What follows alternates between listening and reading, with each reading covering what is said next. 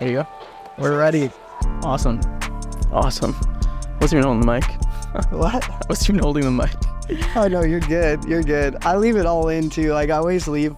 Sometimes I'll start the podcast and people will be, like, playing with their phone or the Apple or whatever, and I'll just leave it in because I think it's funny. Probably horrible for attention, but... No, I feel like as long as yourself. Yeah, we're no Mr. Beast in here. I like Mr. Beast, but we're not about efficiency. We know we're about conversation and story.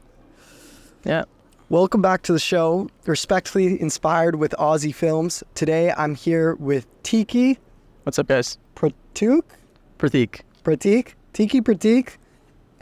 He is a world traveler, a USC student, and I don't know what else you are. You can go ahead and introduce yourself a little bit. Sure. Yeah, I'm Tiki. I guess I'm grateful that I've been able to travel the world in different regards. I'm a student, big family guy, love my family, love having friends. Yeah. As long as I'm working on cool stuff. Ideally want to become an inventor one day, but I feel like inventing keeps happening. People just call yourself an inventor after you invent enough things. But yeah, we'll get into the inventing. He is from San Francisco, lived in India a couple of years, and I like to start off every episode with my why behind the show, which is that I want to inspire you guys to invest in soul wealth. So most people measure success by either money, possessions, achievements, status, etc. And the goal of this podcast is to change the way people measure success to soul wealth metrics, which are the quality of your relationships and the quality of your memories. Because that is the topic of the podcast, I want to ask you first, what feeds your soul? I can elaborate on that question if it doesn't make sense. it makes sense, but I would like to see your take. So yeah. So I actually think it's easier to start with what things don't feed your soul. Okay. And I would probably start my list with social media. It's very rare that I go on Instagram.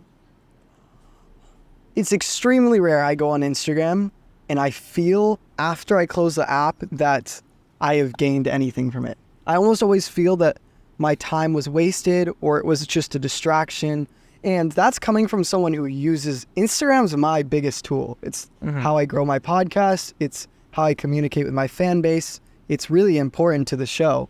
But even me, who's like, Instagram's really integral to what I do, it feels like I never leave the app with my soul filled.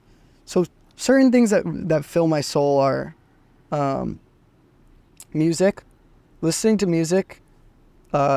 There's times where I'll go from, just being in an okay mood, I'll listen to music and I'll feel really filled.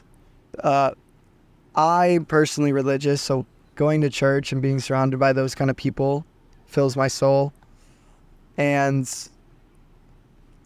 it's interesting, like partying, drinking, drugs, generally things that are instant gratification, I feel like deplete my soul. And a lot of things that are like investments in yourself, whether that's working out, working on a skill, reading, working on speech, those are the things that fill my soul. Interesting.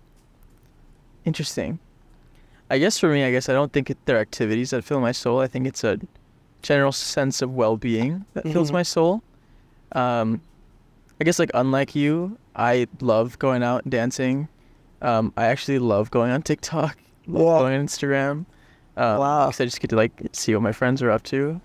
And then some people are so creative. It's like, oh, this is awesome. Or I learned something I never learned before. But to answer your question about what feeds my soul, it's definitely just friends, family, and like I'm so grateful to like live a life where I can say that. Yeah, having good relationships with my parents, good conversation with my parents, good conversation with my friends, eating food, blessed to like have a place to stay. As long as like my basics are met, and those basics are friends, family, and learning. Yeah. And learning is so accessible now. I feel like my soul is being fed. And for me, I guess like it's not even fed. It's like it's not really like my soul is never full. You know what I mean? It's just a yes or no. Is everything being hit or not really? And everything's being hit, then like everything in my life is great. Like, yeah, I mean, even the bad stuff, like they're just like small bits and pieces. Because like I don't know how you get out of the bad stuff if your soul isn't fed. You know what I mean? Yeah. Like, maybe I'm misunderstanding or we have different definitions, but yeah.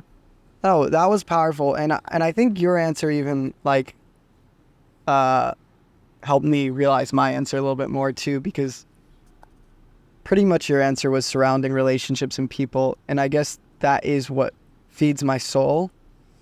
Another interesting thing to note about what you said is like how you enjoy TikTok and you enjoy social media, and I enjoy social media too because I'm a YouTuber. It's just so dependent on what you're watching. Sometimes I think we're lucky that we have a lot of creator friends, and I have a lot of people, especially the creator camp people who were at Versi, which is a studio in New York that we were both recently in. Like, those people tell such good stories, and it's the type of stories that when I watch it, it makes me want to go into the real world and like live, and like, or it makes me want to treat my family and friends better, or bring adventure into their life. And then there's, I guess when I'm talking about like the Instagram session that I feel like doesn't bring value to my life, it's like when I go on Instagram and it's just a bunch of like clips of like ADHD things, or just basic updates, people just taking photos places. And I guess that is like maybe a difference between us. Interesting. No, I agree. I definitely think there's like mindless scrolling, which is bad. I feel it's like the mindset in which you open the app, right? It's like, oh, this, because I mean, when it came out, it was cool, right? It's like I get to talk to people from all over the world, get to see what they're all up to, even if they're not next to me. Like, it's cool, like if it's in that mindset. But if I'm going to it in order to find joy, I think you're in the wrong place. Something interesting was said to me. I was asked, do you think social media has caused more good or more bad?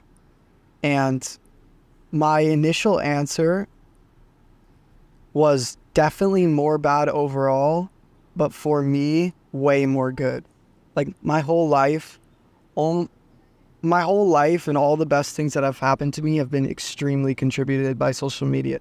I was a lonelier kid in high school, and by watching YouTube, I like found a creative outlet. I met some of my best friends through the internet. The internet's where I post this podcast, where I get to sit down and do cool things with you. But I know that, and this is statistically, you can look, since social media, since the internet, depression's gone up, suicide's gone up, anxiety's gone. Almost all mental health categories have become worse since the dawn of social media. So that is an interesting question. What are your thoughts? I don't know.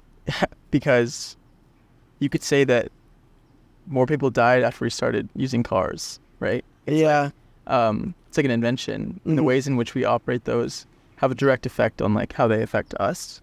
I do think that regardless, social media grew exponentially, and because of that, I don't think a lot of us were prepared to deal with the consequences, nor do we know what the consequences were. And it is important to acknowledge how social media can be very bad for us, and especially given how much data is collected about us, and like all of the targeted ads, and like if you watch the viral documentary on Netflix with Tristan Harris, and they talk about like 1% changes based on like the things that you're consuming and media and stuff. Yeah, I guess you could argue that it was bad, but like any tool, any invention, social media was an invention. And I think that social media can be awesome. Like, when else would I be talking to my grandma who's around the world and seeing her like post pictures? You know what I mean? Like, I think that's super special. And I think a tool is a tool. How you use it, like, I don't know, it's a hammer. Use a hammer, you can build a house, but you can also like do bad things to people. I don't know, it's just a tool. Good or bad is all about like being aware, I guess, of what it can do to you. And I think I'd more on the side of like having a conversation around how do you deter the negative consequences of social media as opposed to deciding whether it's good or bad. Because I would like to say that any tool I would hope could be used for good. That's a great point. It's more about the user than the tool. So let's take it where you just said, how would you recommend, I think by my understanding of you and your mentality, it seems that you have a pretty good relationship with these things. If you were talking to someone who had a horrible relationship with these things, what advice would you give them? Well, it's super dependent on why they have a bad relationship with these things. Because sometimes social media emphasizes pre-existing insecurities, and it just amplifies them. And social media is not going on social media might help lessen the issue, but I guess like the base of the issue is something else. But then also understanding that like social media opens this whole like pothole of like just can of worms about like comparing yourself to people, seeing what people could do. Because like just like you said, oh my god, I saw these friends who are telling these great stories, and I'm so inspired to go out in the world. Yeah. I'm sure there are other people who watch those and are just like, oh, what am I doing with my life? Right? It's like it depends, right? It's like all a mindset thing. So I think it's more about like being mentally healthy in other portions of your life. And that looks different to different people. Some people like going running, journaling, being introspective, going to therapy. And you don't have to go to therapy if you're feeling depressed. You can go to therapy even feeling great. It's always helpful. Yeah, I think like being stable in other aspects is actually more beneficial, because I would like to think that yes, while social media is super powerful, it can suck you in. If you're pretty grounded in other aspects of your life, then I think you'll have better control over yourself and like the consequences of it. Just being aware. I'm always like a fan of like, just be aware of what it can do to you, because I think if you're aware, you can take steps to try and like negate any possible deterrent. Yeah. Dude, you have such amazing perspective. And I was going to even say that what you're identifying is perspective. The way how I might watch a creator camp video and be like, dude, I'm so inspired to go bring adventure into my life. And someone else might watch it and compare their life and be like, oh, my life sucks. And so that perspective is interesting. The other thing that you said that I found very interesting is you said a lot of people will go toward eliminating social media, but that's not generally the solving the problem. It's almost like, from what I got that you were saying, it's almost that social media is an enhancer of who you are. So if you're someone who is looking how you have a very positive mindset and you're trying to bring adventure into your life and you're trying to meet more people, then you can use that tool of social media to help with that mission. And if you're someone who's like struggling to find happiness, maybe you're depressed, social media can just be another reason to prove to yourself that life isn't good or something, which I found really interesting. I want to talk a bit more about the idea of comparison. I think, so you've probably heard the quote, comparison is a thief of joy. I believe most people, when they identify comparison as being bad, they think of upwards comparison, which is like someone else has something better than me. So I think that a lot of people who struggle with comparison, they'll be like, oh, like I see this person online, their life looks more fun than mine. Or I have a girlfriend, but I'm going online, I'm seeing all these beautiful women and then they doubt their relationship. Or like this person's traveling the world and I'm just at home. And I think that's like a really common thing. But what I've recently realized is how bad it is to compare downwards too. So like if you look at someone and you're like, well, that person's not worth my time. Like maybe they're not as far in their career as I am. So you know this quote, you're a product of the 5 most people you surround yourself with. So I think that in the self-help world or the entrepreneurship world, it's easy to look at other people and be like, oh, I need to spend my time efficiently. Or like, maybe this guy's not worth my time because he's not on the same path, or this person doesn't have the qualities I have. And I think that's really bad too, because anyone you consider yourself better than might be connected to your future business partner, or might be connected to your future wife, or might become your best friend. And by thinking that your life is better, that you shouldn't spend time with them, you're like limiting all the like tree branches of possibility that person could bring. And it's not to say that you should look at people with like, what can they give me? I think you should look at people and say, what can I give them? But I just think it's interesting, those juxtapositions of comparison. You have any thoughts on that?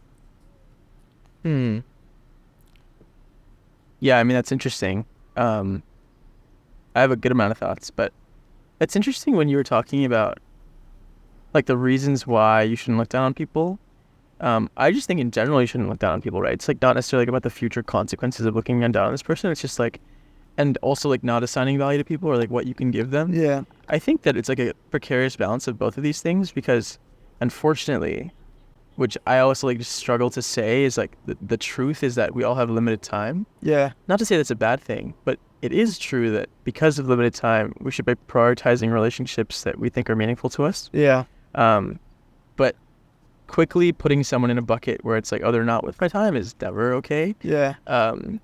Less so because you think that you're better than them, but more so because you just don't have that much time. Mm-hmm. And unfortunately, as you grow older, it's like, oh, cultivating the relationships you have can be meaningful. And there's like a baseline level of respect that you should have for everyone. I don't know. I always say this, but I really just do think that everyone's a team. Like we're all a team. Like every human. Yeah. It's in reality, it's like not even just humans. Like everyone on Earth, even the Earth. Like we're all just a big team. Like we're all working together. Which is why like we were having a conversation before this podcast started about friends. It's like, yeah, like we're already friends. Like everyone's already like, and this is not to say that I like everyone. I definitely don't like everyone. I definitely dislike people, but it's like I love all of them because we're all a team. Like we're all a team, and we're talking about comparison upward versus comparison downward. I think again, this is about perspective because I think comparison, from a non-emotional context at all, I think is actually really beneficial because it's like, oh my God, I'm the same age as this person, and they've achieved X, Y, Z. I'm like, wow, what can I learn from them? You know, it's not like a oh shit, like I'm not them. And even downward, it's like you can also learn from them as like, oh, I don't want to take or don't want to make the same decisions that some people make.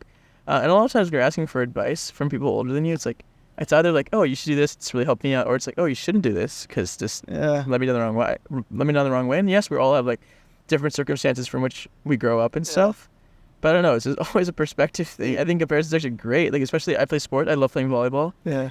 I love when the other team is a bit better than us because it's way better when we win. You know what I mean? It's like, I think comparison is actually such a good thing sometimes because when you're, I actually like one of my favorite feelings is like being surrounded by people that I think I'm completely outclassed by. Yeah. Because I'm like, wow, this is what the world can be. Like, this is who I can be. Like, this is so sick. Yeah. Like amazing. It would be like the best when it's like, oh, wow. Like I'm just sitting there silently listening. It's like, these people are awesome.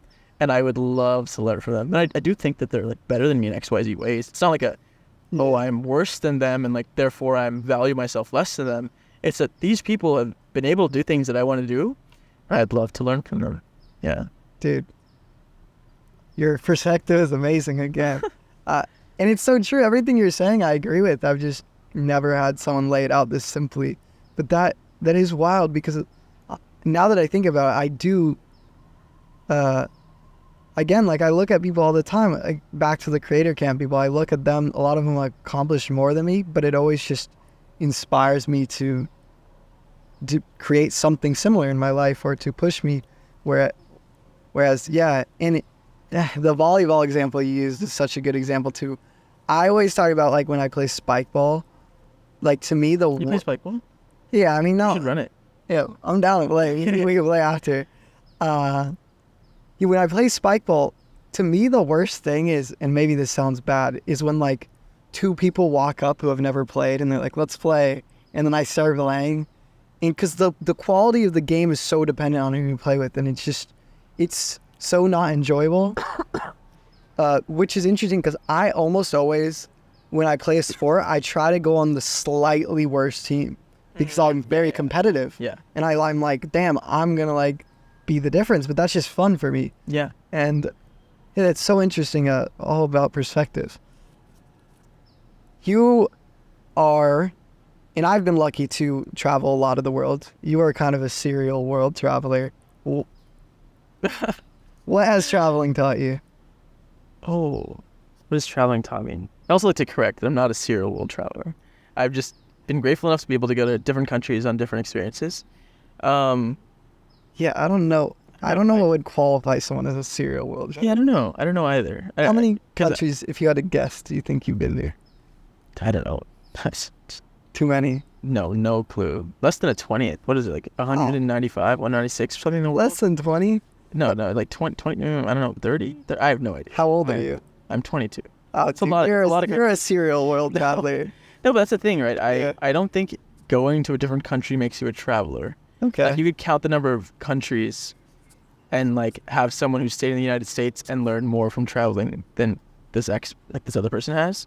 What has traveling taught me is interesting, because you can travel somewhere and not learn anything.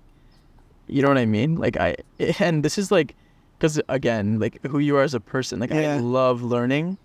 I think one of my favorite things, like my favorite feeling, I know I said I had another favorite feeling, but I have a lot of favorite feelings. One of them is that it's when the world is so big. It's like, oh my God, the world is so big. It's like, I say this a lot, but it's like, it's different when you don't know something so you can Google it, but it's a completely different when you didn't know that you could even Google it because you don't know what it is. Yeah. And a lot of that comes out just like serendipitously, like having a conversation with someone's like, oh wow, I didn't even know this place existed, or like that you spoke this language, or XYZ. When you go traveling, you're increasing the chances of serendipitously learning about things that you would never have even expected. Like, you don't even know how to get there. Like, there's no way. And then slowly you start to build like a model of how everything's connected. And I think I've learned so much from traveling, but I think the biggest things that I've learned is that we're all the same.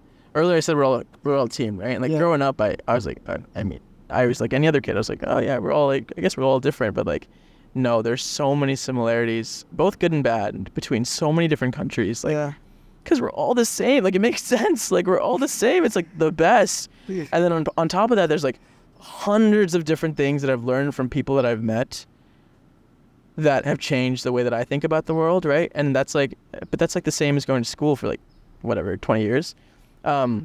Because like every single thing you learn, some things stick, and it changes the way in which you interact with the world. And imagine that you have like some sort of like software in your head. Yeah. And every time you add another line of code, you're interacting with the entire output changes. And every time you learn something cool from someone around the world, it's like, oh my God, I would never have thought to even think that way. Yeah. You're unlocking a different way in which your brain can interact or engage with things, drawing like more and more connections between all the things you've learned in the past, or like even reframing the things that you continually like interact with on a daily basis. That's so special. Also, I've learned that, I also speak with a lot of privilege as a guy. As a guy traveling alone, I personally feel that I've learned the ability to like navigate the world alone, and like I'll be fine. And I also know this for a fact, that love exists everywhere in the world. Like, love is so powerful everywhere in the world. Countless times where I've just like stayed with people who just don't even speak English, like, and I can't interact with them because I don't know the language they're speaking. We just talk through Google Translate, and they'll house me, and we'll talk about where each of us is from, our upbringings. We'll share some good food, and it's like, I don't know, people can communicate, people can connect even without language, which is special for me. But also, like, love exists around the world. There's so much merit in different ways of thinking. That's something that traveling has taught me. Oftentimes growing up in California for most of my life, you're taught and surrounded by people who define success and intelligence a very certain type of way. And I know we're going to talk about success later. Your face will like, but intelligence in different ways, and like finding merit and like restructuring the ways in which I think things or ideas are intelligent or like worthwhile has been very eye-opening. It's so exciting. You learn so much about yourself when you travel. I could go on about this, so I'm going to stop myself. You just sparked a whole number of ideas in my head, but I'll lead with something I found interesting that you said, which is that I asked you, what has traveling taught you? And you said, again, challenging my question with perspective, you could travel and learn nothing. And this reminds me of when I was a kid. I was really lucky and privileged that my parents would take me around the world. Mm-hmm. And I don't know, something about who I was as a kid, I didn't really enjoy it. Like, I was like, I want to stay home and be with my friends. My parents would take me to like some of the coolest museums in the world. I was like, art's boring, and I would just walk and wait to get home. And I was a kid, so it's like kids kind of do whatever they want. But I remember just not enjoying traveling that much. And then I went back to some of the places that I did with my parents, and after I became a much different person and found that love for learning, And as I visited these places, like, I would say I learned so much more this time around because of who I was. Like, I wanted to learn more. And that's another interesting thing is I'm a dropout. And dropping out actually made me realize how much I like learning. I was like, oh, dude, I just didn't like learning the stuff I had picked in high school. I mean, in high school, you don't have that much control over it. And then in college, I left, and I find myself like now researching things I would have even been studying in college. Like, I'm like, I just like learning. Mm-hmm. Which is probably one of the most important things that you can enjoy. Is there anything you've done to become someone who loves learning?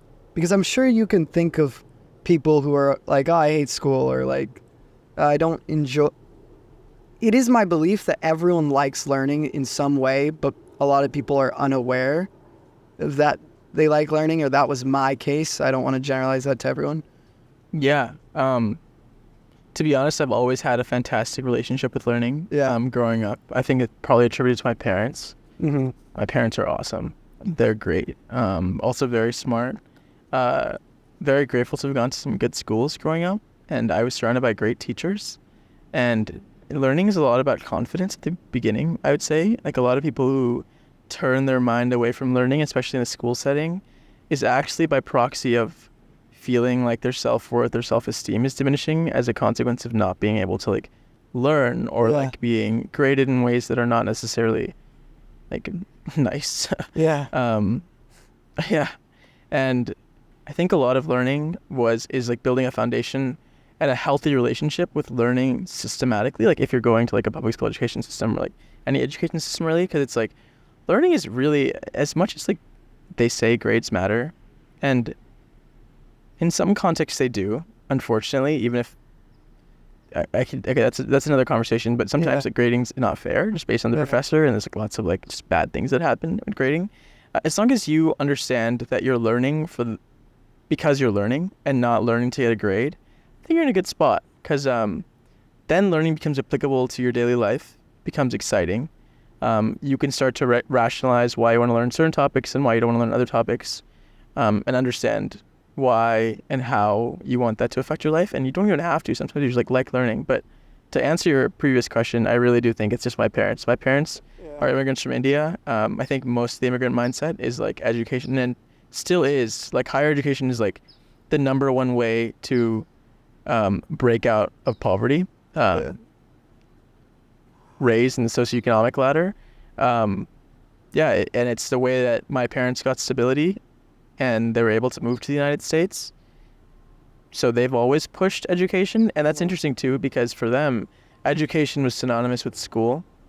Unfortunately, the truth is that there are plenty of bad professors, plenty of bad teachers, and there are also some phenomenal ones. But if you're just learning about learning, right, like learning just random subjects, I really do think that there's a YouTuber now for like most elementary subjects.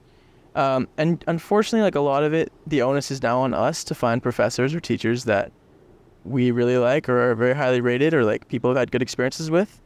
And I really do think that teachers should be like, they're awesome. Some teachers can be amazing, and it's unfortunate that there's so many poor teachers, but there are actually some amazing ones.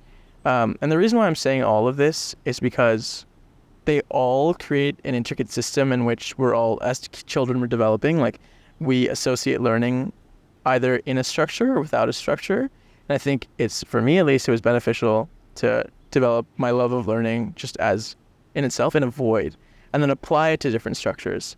So in school, it's like one form of learning, which I really liked. Talking to my friends, another form of learning.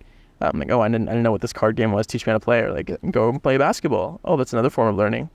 Going traveling, another form of learning. So I think like liking learning in general, and not confusing school with learning always, I think is important. Because otherwise it's an easy way to think, oh, I'm dumb, I'm stupid. And the reality is like we all have potential to grow and learn as much as we can, and can all be smart, or at least knowledgeable. Yes, that was a lot, and it was good. No, everything you say is valuable. I feel like I'm learning right now. I was taught to get good grades. Mm-hmm. I don't blame my parents. I think, again, most people, especially in America, learning, the older generation, learning was synonymous with school because they didn't have the online opportunities that we had. And so that was just a barrier of entry. And I think that I always put so much pressure on getting good grades that when I finally realized, oh, grades don't equal success necessarily, or they don't equal happiness, then I kind of felt, because I had always associated learning with grades, I kind of felt like, oh, damn, I'm not someone who loves learning. And that's why dropping out kind of redeemed learning for me, because now there's no measure to learning. Like, it's just, I just do it because I enjoy it. And I realized, oh, and then it's funny because I realize, oh, I enjoy it. And I hear about people like you where, like, I think you have every potential to be a dropout and be successful, but you're like, no, I actually like learning outside of school and learning inside school. And I think about that too from where I'm at now. And I'm like, dude, I would love to go do some classes, but I don't think about classes from the perspective of, I want to take classes and get this degree. I'm not like, degrees are something that I almost spend zero time thinking about, but I would love the idea of like, oh, this college offers a class that I find particularly interesting. That could, my favorite class that I ever took at my college was a stress management class, and it counted for nothing. I accidentally took it. And I believe it was the one that taught me the most. Managing stress is really important. So that's interesting. When I think about answering that question for myself of how did I learn to love learning, and I just did answer it a little bit through my dropping out story, but I want to give something more to the audience in case they don't have great parents or whatever, didn't drop out or didn't have the experience I did. And something that made me love learning that I think anyone could go and do is, this is an identity thing.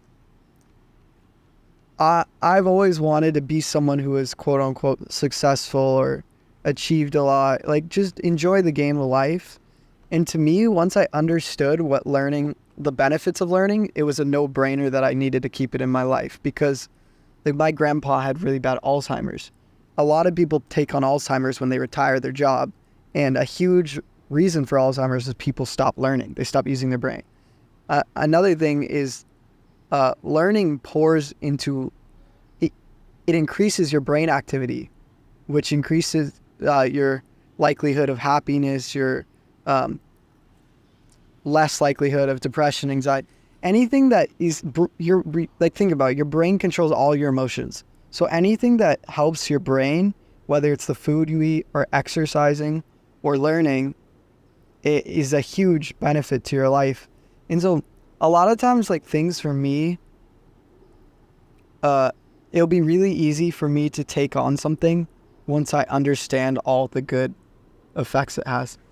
And this brings up an interesting conversation that I want to get your opinion on, which is discipline versus identity. So I haven't drank alcohol in over a year, and I'm 22 years old. So like, I'm an age where a lot of people drink a lot of alcohol, and I'll tell people this, they'll be like, congratulations. And they think that I have like this crazy discipline, that I'm just like turning down alcohol all the time, and that like, to understand the point I'm going to make, you must define discipline, which I would define discipline as the ability to say no to things you want to do. So for example, I want to eat this food, but I know it's going to make me gain weight, or it's going to make me feel bad. I want to not go to the gym because I don't like it, but I'm going to force myself to do it because I know it's good for my health. So discipline versus identity. I have good discipline. Like, I can go to the gym, I can eat, like prevent myself from not eating. But I think what I have even better is identity. So I was talking about not drinking alcohol for a year. People look at me and they think like, damn, you're 22, you didn't drink alcohol, like you have crazy discipline. But to me, like I had gone to STSU, I had partied a lot, gone to big parties, and I love aspects of partying. I love dancing, I love socializing, but too often I would wake up the night after drinking and I would feel horrible. And not only would I feel horrible, I would get less work done. And I'm someone who enjoys working. I'm someone who enjoys learning. I would feel brain fog, fatigue, and the worst is anxiety when you can't remember something from the night before. And so drinking, and it's not that I blacked out every time I drank and I faced all these consequences I just listed, but when I think about drinking from being synonymous with those things, feeling worse the next day, accomplishing less the next day, maybe forgetting stuff, it's no longer a discipline thing for me, because the thought of drinking or celebrating in that way does not sound appealing to me. So it's not like I'm this like crazy disciplined guy who's turning down alcohol all the time. It's just, I don't associate alcohol with fun. Like I associate it with all these bad things. So it's like an identity. So I guess I want to ask you about your thoughts on discipline versus identity. It's interesting that you frame them like that. And if you have any different framing, please let me know. No, it's always interesting to hear different perspectives. I don't know. Identity for me has always been a consequence, not necessarily something that I like design, right? I'm not saying that you're designing your identity. I'm just saying like my identity has always been a consequence of like the values that I've developed by virtue of like living with my parents, my sister, my friends, the things that I like. You have experiences in life and you start to believe certain things, and obviously like there's like a quote that my friend uses. It's like strong beliefs loosely held, because that's the point of discussion. Like you're always willing to like learn and interpret things, and over time certain experiences will make you like really firm on certain beliefs. Doesn't change the fact that they're still like not loose, but it's like open to discussion, right? But yeah, my identity has always been a consequence of all these values that I have, the things that I appreciate, the things I find fulfilling. When it comes to discipline, so I love learning like psychology stuff, like the marshmallow experiment, very interesting. Where, and for people who don't know, it's an experiment where kids were asked to not eat the marshmallow in front of them, and if they succeeded, they would come back and give them 2 marshmallows. But these kids were unsupervised, and they did a longitudinal study on this, and they found out that a lot of the kids who had the discipline actually went on to be more successful in their lives. Yeah. Which is very interesting. So I think like discipline compounds. I think as a 1-to-1, it gets like kind of confusing, right? It's like eating 1 bag of chips isn't going to ruin your health goals. You don't. Yeah. And being too hard on yourself is not good for other aspects of your life, like just happiness and stuff. I do think there's so much value in discipline, so much value in staying true to something, and also discipline gets easier, right? Because you're building habits that you think over time compound into things that are valuable for yourself, and eventually those actions consequentially affect your identity. Yeah. So having discipline can definitely affect your identity. You don't necessarily know how your identity is going to be affected. Yeah. But yeah, it's interesting. I never thought it was a discipline versus identity thing. And the alcohol thing, that's interesting that you brought that up, because I don't drink. The biggest reason is because, so growing up, I was like, oh, I'm not going to do anything that's like considered a vice until I'm sure that I can have fun, regardless of whether or not that vice is present. Because I just thought, quite frankly, it was like really pathetic if you had to have that to have fun. I thought it was a really sad life to live. And then I got there. I was like, oh yeah, it's really easy. I'm just having a great time dancing, drinking water, drinking orange juice. Like it was awesome. Like, it's a great time. And then people ask me like, oh, why don't you drink? And like, yeah, that was the truth originally. And then now it's like, it tastes awful. It's expensive. Just don't eat it. Yeah, it's bad for you. Yeah. Again, everything you say sparks so many thoughts. So I got to just pick one and go with it. Going on the alcohol thing, there was a point in my life where, and I actually think we were saying the same thing about identity, because you were saying your identity was a consequence of your values, maybe that your family put on you or that you got through life experiences. And that's essentially what I'm saying when I say like it became synonymous with these things. I learned that I valued the way I felt, and I valued my health the next day. And I've seen studies on alcohol in the brain, and I value my brain. And like, so once I realized what I valued, it again was an easy choice. But you said something that I found really interesting was when I decided to stop drinking alcohol. For me, I would go to parties because I still love dancing, I still love socializing, and I would go sober. That was pretty creative. Was that creative? Yeah, I liked it. I mean, I wish they could see what was going on. 2 backpacks, singular shoe, couple socks, umbrella. You did a good job. Yeah, so for the viewers, not sure if the issue was the battery or that the camera overheated, but now we have 2 backpacks, a shoe, a sock holding an umbrella inside the shoe to cover the camera from heat, and we are back on the road. I know we were talking about alcohol. Was there anything specific that we were saying?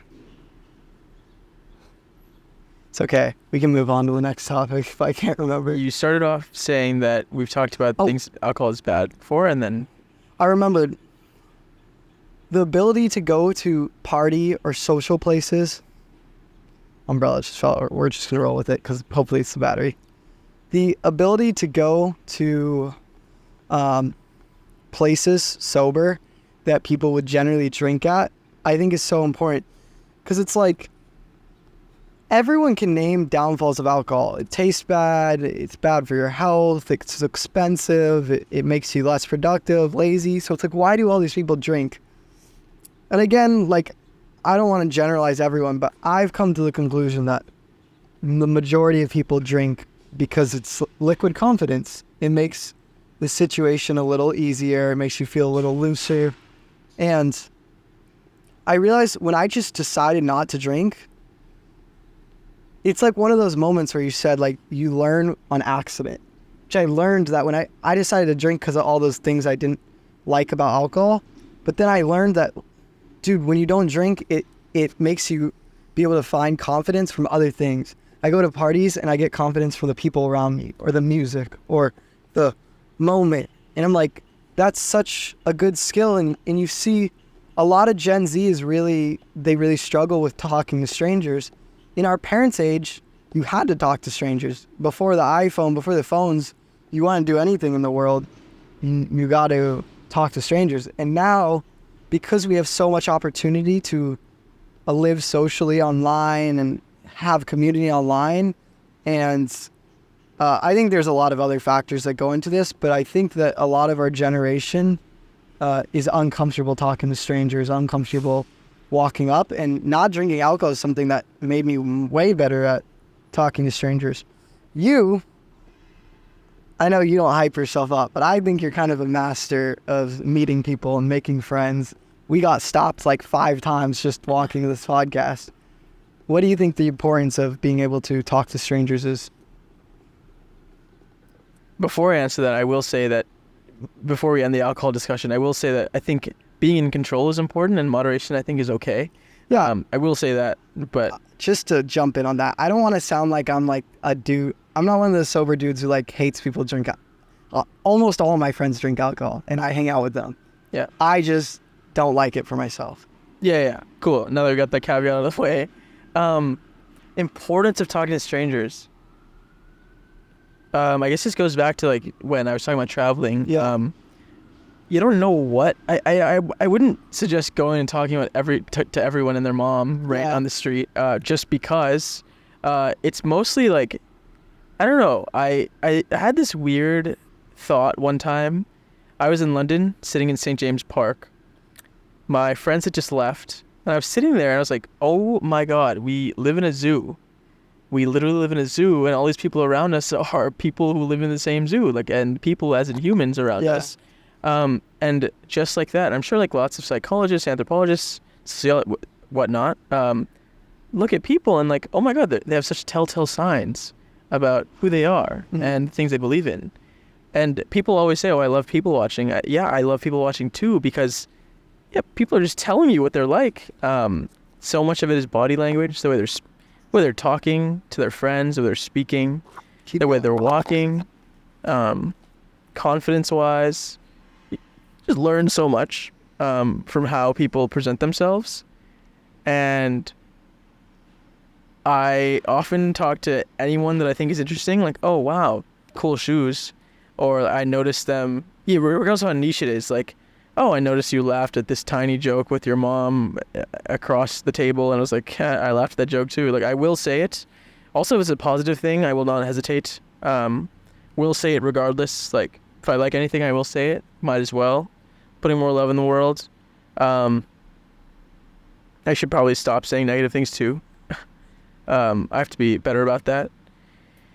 But yeah, the importance is that you get to learn from perspectives from people that you would never have known about if you hadn't talked to them. So there's just so much value in speaking to people that you don't know, period. Not necessarily strangers. Again, I think that like everyone is already friends, or not really already friends, but we're all a big team. So like pretending like we're not going through the same thing communally is a little silly, or like, I don't know, counterintuitive to me. Because so many of us can learn from each other, find community in going through the same things as other people. So there's a part of the umbrella that's like sticking down. Oh, okay. That's yeah, it's good. I don't hear every good woman is scared to. Okay, good. It's Tiki. Yeah, of course you tried. Short. That was good. It's how you can tell I'm a beginner. But It's getting hot. yeah, I'm sorry. You don't have to be sorry. It's not your fault. Have you read The Creative Act by Rick Rubin? No. In The Creative Act by Rick Rubin, he talks about painters, and he says if you're a painter and you start your painting on a canvas, 4 pieces of wood with canvas paper stretched around it, before a drop of paint even hits the paper, you've already assimilated yourself to 90% of paintings. 90% of paintings live on a canvas. Some people paint on walls, some people paint. So when I just started this podcast, I decided to film it outside, knowing that I would have sound issues and weather issues sometimes. I wasn't aware of how often my camera would overheat, but I knew that I would encounter problems being outside. But I knew that also the decision of being outside, before I even filmed a single episode, differentiated myself from 95% of podcasts, which are indoors in the same studio. And so, yeah, that's why it's outside. That's awesome. And I like it. It is nice because I can film with anyone because my canvas is literally the world. Yeah, that is cool. So much flexibility. Yeah, but comes with overheatings and bad setups, bunk umbrellas. It's okay. Makes it more real. Conversations are better. Yeah. So we were talking about talking to strangers and getting confidence without vices. Trying to think if there was a question there. I got confused.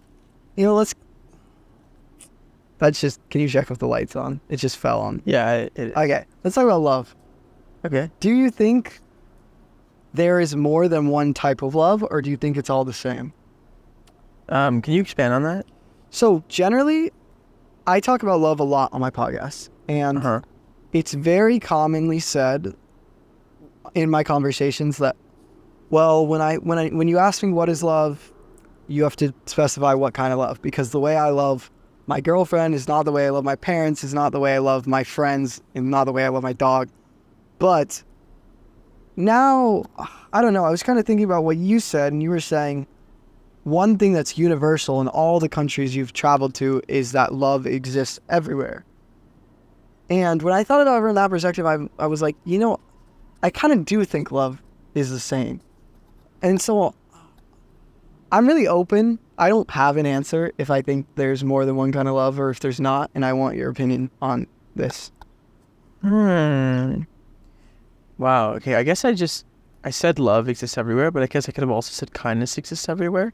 When I said love, I guess it was encompassing acceptance, wanting to help.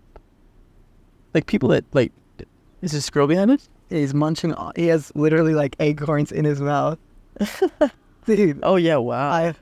I hope that guy that was on the podcast, guys, there was a squirrel behind us that literally has acorns in its mouth, and I hope you could have saw him right No, I could see him. Yeah, wow. We're gonna put this on the top left. Oh my gosh. Okay. Yeah. Kindness. Yeah, I was saying that when I said love exists everywhere in the world, I was saying that it encompasses a lot of different feelings, like acceptance, like extending a helping hand, etc. To answer your question, I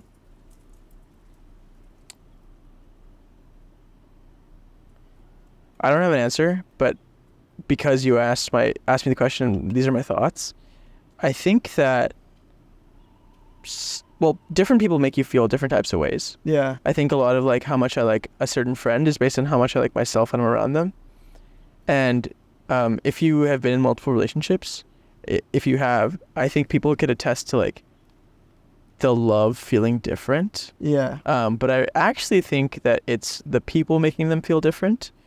And the same way that I love my parents, and the way I would love a romantic partner, I think the way I would feel would be different by proxy of the ways in which I interact with this person.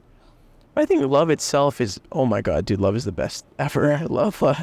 Yeah. Love is awesome. I think like just, there's an Andy Grammer song that I love. It's just like, gotta give love. That's what it is. Yeah. And it's like, you can make it come out of nowhere and you can just keep giving it. And it starts this like positive loop of like a bunch of people giving love. Mm-hmm. So I don't know. I don't have an answer about whether the love itself is different or if when I'm in love or when I'm loving or etc., like the types of love make me feel different. I don't know if I articulated that well, but I hope you got what I meant. I understand. And I also respect your ability to say, I don't know, because there's a lot of things we don't know. I have another question that will maybe spark a different answer. Do you think that when you fall in love with someone, we'll classify this as a romantic love, although we were just debating if there's different types of loves. When you fall in love with someone, do you think that is purely because of your experiences and your conversations and what's happened between you and that person? Or do you think there's like an ulterior force behind it that like is unexplainable? So this is a really complex question. I guess what I'm asking is, when you fall in love with someone, do you think it's purely because of interactions between you two and that is what built the love? Or do you think that there's like a force behind it that's outside of our understanding that contributes to it? And how I got to this question is I was thinking about like girls I liked or girls I've loved, and I was like, they're not particularly like the most fun girl I've ever been with, or they're not particularly the most funny or interesting person, but I find myself loving this person more than someone else. And I was like, that made me feel like, dang, maybe there's an outside factor participating in this, because otherwise you would just love the person who has all the best qualities. But that's my thoughts, and I'm sharing it because I feel like I don't know how I'd answer without knowing that perspective.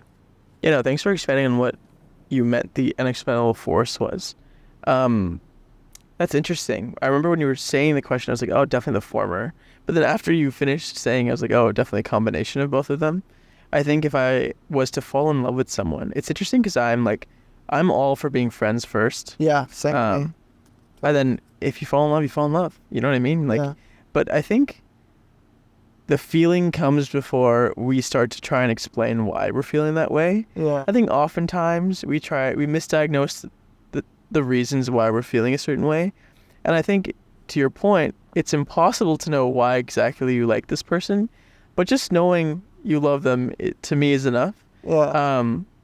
I do think that like it's important to be cognizant of like, oh, I think it's tricky when it's like, oh, I love this person, but it's not good for me in other ways. Like, right? Yeah. Like being cognizant of like, oh, this person makes me act in ways that are not good in the XYZ regard to your life, right? Being cognizant of that and stepping away. Luckily for me, I think like my internal love compass is pretty like aligned with what is healthy for me. Like I don't think it's very difficult to like fall in love with someone who's like not necessarily good. Yeah. I know a lot of people, it's like, oh my God, I really, because it's like common, right? People always talk like, oh my God, I'm going to go back with my toxic situationship. And it's like, but why do you keep going back? Like there's gonna be a reason, right? But luckily, I don't know. I really don't know where it comes from. I do think again it comes from like my values and like the things that I like about a person. Like if someone's not a good person, I just can't like them. But when I'm falling in love with a person, I'm saying this like it's happened all the time. It's only happened once. But when I fell in love with this person, we were just friends for a super long time. Yeah. And then you just start to feel something, and then later you express that. Yeah. And you say, oh, I like XYZ about you, yada, yada, yada. But I wouldn't say those things necessarily cause the love. Yeah. Because if I'm reading it on paper, it feels like it's not just like the words. It's like I have feelings and memories associated with all the things that I'm saying, and it's impossible to encapsulate all of it. So small characteristic or traits will never encompass. I think it's impossible to encompass all that a person is with just words. It's only once you start to develop a mental model of this person in your brain and your heart, where you're like, oh, okay, like I can understand what you mean from the words that I'm describing you with. So to answer your question, I think that it's neither former or the latter. I think the latter option was like this inexplicable force is actually because we cannot fully explain the former, which is all of these traits about a person. And especially you can explain the dynamism between who you are and they are and how you guys bounce off each other. And like people just always say, oh, the vibes, right? It's like, how do you know if you like a person? Oh, just the vibes. People accept the answer, and I agree completely. It's like the same way as, oh, I vibe with that guy. Like, dude, I love hanging out with him, like, just as a friend, you know what I mean? Like, friends, like, relationships, romantic partners, anything and all, like, yeah, it comes down to vibes. Dude, I thought that was really well articulated, and I don't think there's an answer to this question that's going to be, like, extremely satisfying. It's like, that's it. Mm-hmm. But I think you got as close as you can get. Mm. Another thing that's interesting, you sparked my thought. I want to make sure I say this right. So, they're like, oh, I did that the boon all quarter. Well, I'm blanking on what I wanted to say. And it could be on those, so I just happened. But it was, yeah. I don't know. Forgot what I wanted to say. No worries. About people who remain in toxic relationships or go back to the same person they know is not good for them. And you said at the beginning that I always lead as a friend. And I'm all for leading as a friend. It's partially, for me, it's very big a religious thing. And I used to always try to, so a lot of people look at religion, and I'm a Christian, so I'm going to speak for the Christian religion, but I'm sure a lot of these overlap with other religions too, is I look at the rules in religion, or I hate to call them rules, but I know that a lot of outsiders see them as rules. So they go, oh, like Christians aren't supposed to lie. They aren't supposed to have sex before marriage. And when you go through most of the rules, the average person agrees with them. So if you go up to a person, you go, is it better to murder or not murder? They're going to be like, don't murder. Is it better to lie or don't lie? They'll say, don't lie. Is it better to steal or don't steal? They'll say, don't steal. But then you get to certain things like, well, sex before marriage, and people will go, nah, like that's just a rule. They think of it like God's like cosmic testing. But when I approached religion, I knew that like when I went through those other things, your life is definitely better if you don't murder, definitely better if you don't steal, definitely better if you don't lie. So I was like, well, why would he just throw in one like cosmic test? And I thought about like sex before marriage a lot, because I think that's the thing that people my age struggle with the most. And I was like, okay, let me try to like not think of his rule. Why would God put this for my benefit? And there's like very obvious things like, well, you don't want a baby with someone you're not committed to. That's like pretty much anyone can agree to that. You don't want STDs.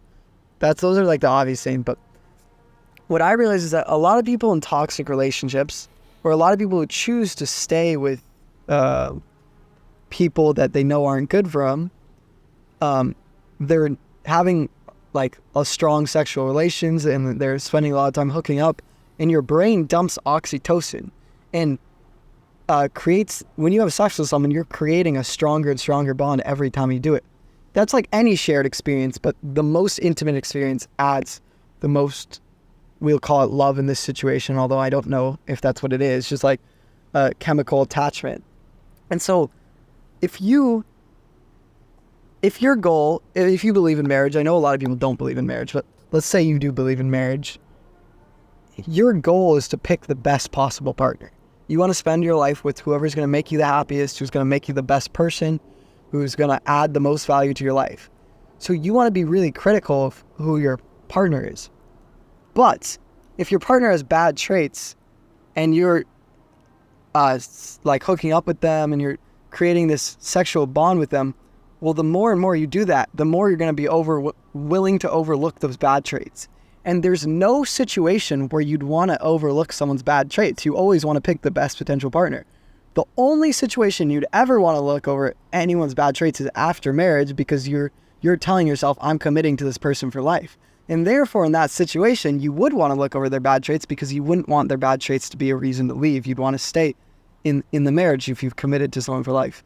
And I always thought that was really interesting, and even just to tie it back to you leading as friends, because I know, like, I don't expect not to say this and non-religious people to be like, oh, I'm not having sex. Like, they don't share that belief with me. But I think it's so important to lead as friends, because when you lead as like hookup buddies or partners, you're immediately starting with the feelings, and you're way more likely to overlook those bad traits. But at least if you start as friends, you're going to get to know someone for their traits and who they are and their soul before you decide to like integrate all those chemicals and emotions that come from hooking up.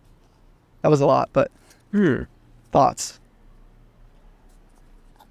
I don't know if I completely agree. Yeah. I don't know. I think I have a lot of friends who enjoy hooking up with people. And it's like a safe space within which two people are having like safe consensual sex, and they define it by their own terms.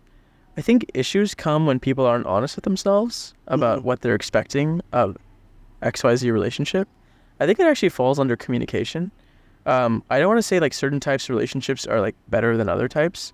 I think for me, I find more value in like approaching someone as a friend, because I just personally just like, it's difficult for me to like find someone like physically or like at least sexually attractive if I don't like their personality, their brain, etc. That's just me, right? But like, and I also haven't read up about this. I'm no expert at all, but from conversations I've had with other people, I do think a lot of people have healthy relationships with other people, and it's defined with like set clear expectations, right? And it's like, if both people are honest about like, oh, this is all I want, and both parties or all the parties involved are like genuinely honest, and it works out, I think like all the power to them.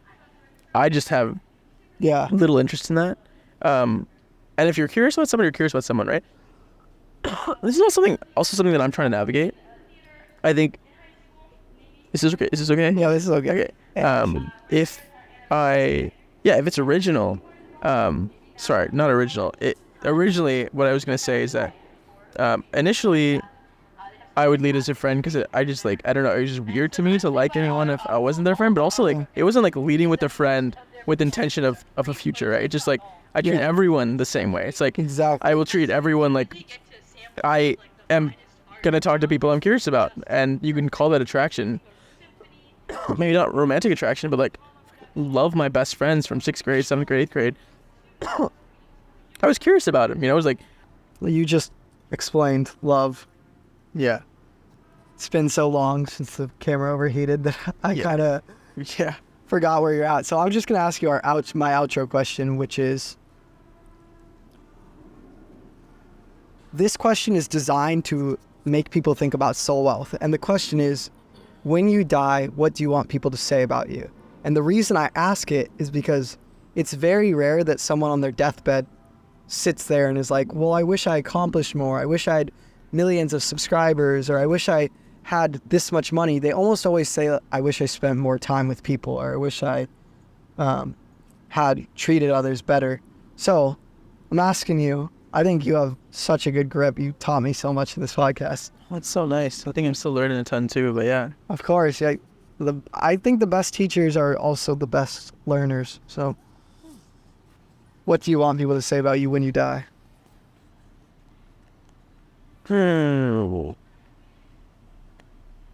Great question.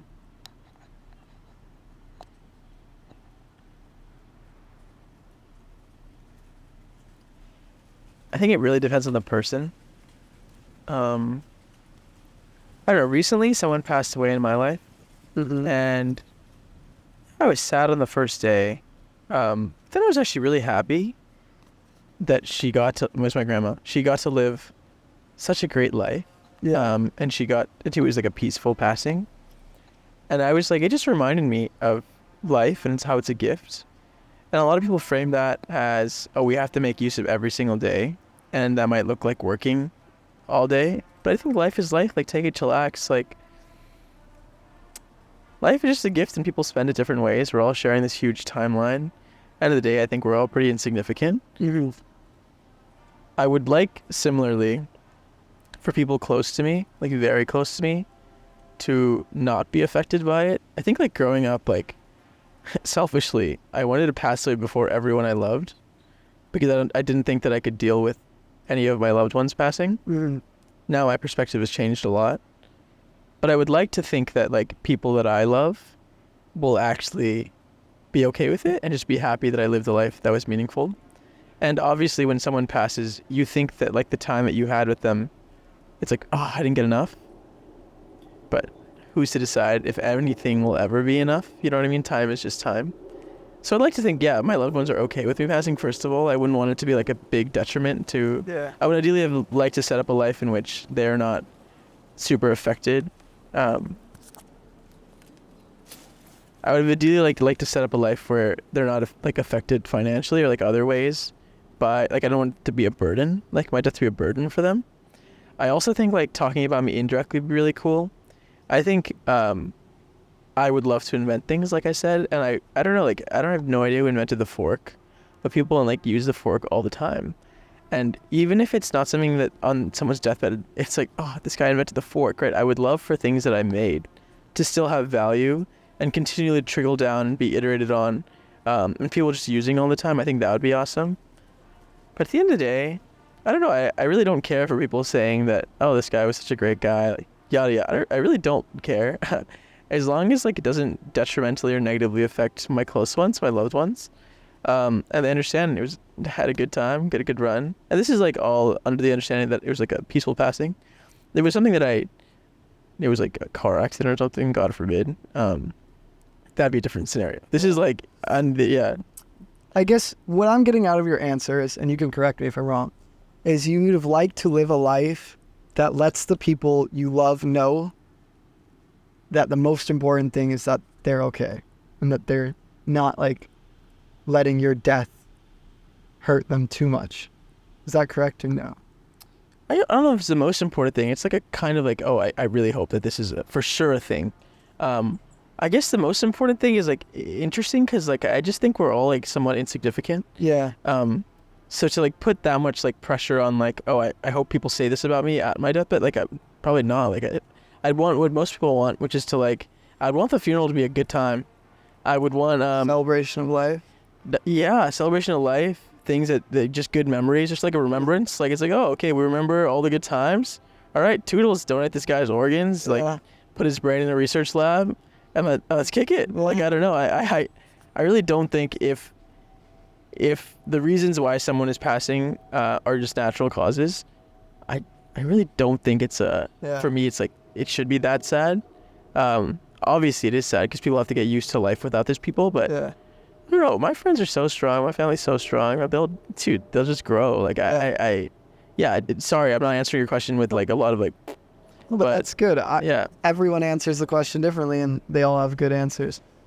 Have you ever heard Kanye talk about no. Okay, I don't know if you're a fan of Kanye or not. I love his music.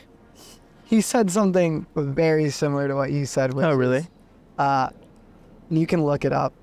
When I think it was Lex Friedman asked him, like, oh, how do you want to be remembered? And he said, I don't want to be remembered. He said, why? And he literally said, which is not the exact same as your answer, but he said, like, oh, the greatest inventors aren't remembered. And then he was like, who invented the stoplight? And Alexa's like, I don't know. He's like, who invented the fork? He's like, I don't know. And then Kanye was like, I want to invent things great that they're not associated with me. They just help humanity. And I always thought that was a really cool answer. I didn't know you said that. Yeah. Interesting. I mean, Kanye says a lot of great things, a lot of weird things, I love Kanye, but Kanye's Kanye. Tiki, I just want to thank you for coming on the podcast, and I really want to admire the way you challenged what I said and offered new perspectives, because sometimes people will just bounce off what I say, and you did bounce off what I said, but you also gave new perspectives and challenged me and changed a lot of my opinions, and I appreciate that. And dude, you're super smart, respectable, awesome, loving person. So nice. And you dealt with my camera falling apart 3 or 4 times, so I just appreciate you. Well, thank you for even like reaching out and wanting to chat. I'm glad we got to hang out. Yeah. And I would like to say that maybe you guys don't know this, but I think there's a level of awareness he has, that audience is there, and he tries his best to make it flow well. And I think that's an underrated skill, and just when you're having a conversation with someone, to remember that someone else is looking or making it accessible to someone else is difficult. And I think it speaks to like empathy and your awareness. And I think that's also something important to point out. And for that, I really appreciate you. I appreciate you asking me like questions that I haven't thought about in a while. I appreciate you driving up. And thanks for, you tried your best to deal with the camera. It's been a great time. The thing you said, sorry, I just want to bounce out that 'cause I think it's interesting. That's particularly interesting is I'm the soul wealth guy. So I always tell people, don't create for others. Like, because if you create for others' validations or their likes or their money, then you're going to fall short. But with that being said, I sit here, the main goal of this podcast is that remember, soul wealth, success is relationships and memories. So to me, a successful podcast is we create a relationship and we create a memory. And if this gets 0 views, I won if I did that. Yeah. But with that being said, I love what I do and I love the listeners. And so because I love you guys, I'm not going to let you determine my success by how much you stream the episode or like the episode, but I do want you to have the best experience. And so I appreciate you acknowledging that. And that's awesome. Yeah. We'll wrap it up. Appreciate it, boss. Yeah, dude. Thank you so much. Yeah, of course.